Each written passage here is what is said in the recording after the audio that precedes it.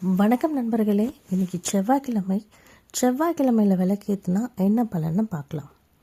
நீங்கள் செவ்வாய்க்கிழமையில் நெய் விளக்கு ஏற்றுறீங்களா?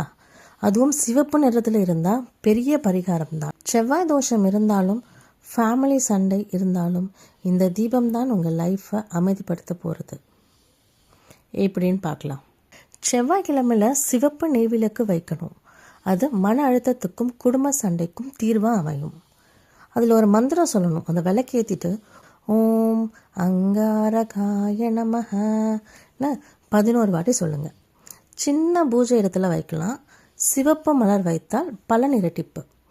தீபத்தில் நம்ம நம்பிக்கை இருக்கணும். நம்பிக்கை இருந்தால் தகராறும் தொலைஞ்சிடும். செவ்வாய்க்கிழமை விளக்கேற்றத்தில் விலகும் தோஷங்கள், சனி, ராகு, கேது தோஷங்கள் கூட நம்மை விட்டு விலகும்.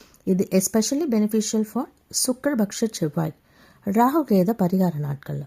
ஒரு தீபம்தான், ஆனால் அதில் இருக்கிற சக்தி வாழ்க்கையே மாற்றிடும்.